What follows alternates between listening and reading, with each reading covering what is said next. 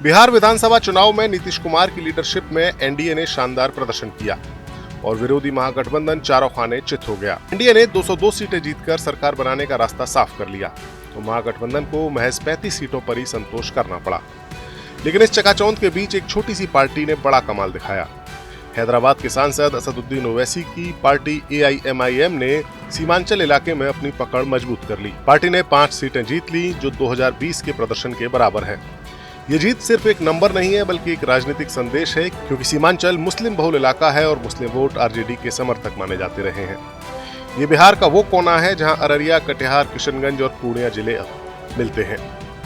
यहाँ की 24 विधानसभा सीटों में मुस्लिम आबादी ज्यादा है।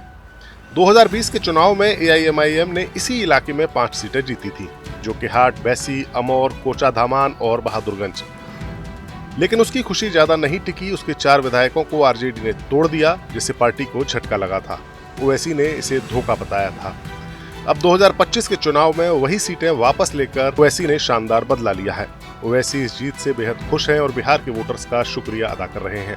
दिल की गहराइयों से उनका शुक्रिया अदा करता हूं कि उन्होंने हमारे 5 विधायक को दोबारा उसी जगह, उसी विधानसभा से कामयाब किया जहां से उन्होंने उनको कामयाब किया था, और खास तौर से उन 4 विधानसभा से जिसको राजद ने, इंडिया अलायंस ने हमसे तोड़ लिया था।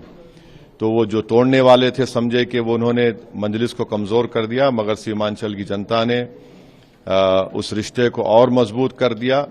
मैं उन तमाम का शुक्रगुजार हूं, नौजवानों का, खास तौर से हमारी इज्जतदार माँ और बहनों का, बुजुर्गों का और हमारे स्टेट प्रेसिडेंट का। अभी एक विधानसभा बलरामपुर में भी काउंटिंग चल रही है। आदिल हसन 600 वोटों से पीछे। हमको उम्मीद है कि इंशाल्लाह उनको भी कामयाबी मिलेगी।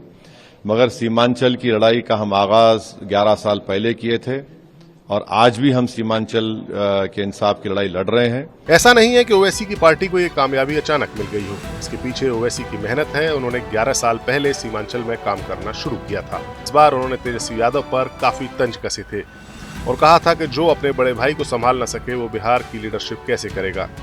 जीत के बाद ओवैसी ने कहा कि सीमांचल के लोगों ने हम पर भरोसा जताया है, रिश्ता टूटा नहीं और न टूटेगा। उन्होंने एनडीए की जीत को कबूल किया, लेकिन सीमांचल के विकास के लिए सहयोग का वादा भी किया और कहा कि अगर नीतीश कुमार इस इलाके पर ध्यान देंगे तो एआईएमआईएम उनका साथ भी देगी। सवाल ये है कि ये जीत आरजेडी के लिए कितना मतलब रखती है। महागठबंधन ने एआईएमआईएम को अपने साथ जगह नहीं दी थी, जिसे ओवैसी अहंकार बता रहे थे। नतीजे बताते हैं कि मुस्लिम वोट बट गए। 4 सीटों केवटी, कासबा, शेरघाटी और दरभंगा ग्रामीण पर एआईएमआईएम ने आरजेडी का खेल बिगाड़ा। वैसी जैसे इलाके में तो वोट बंटवारे से बीजेपी को फायदा हुआ।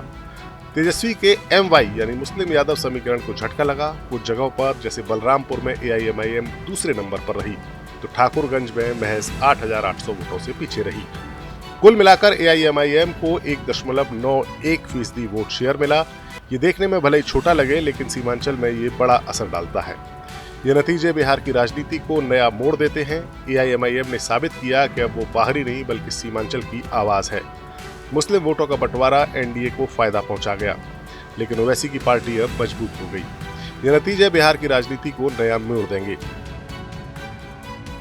क्या ये भविष्य में नए गठबंधनों का एक इशारा है या सीमांचल का विकास अब तेज होगा?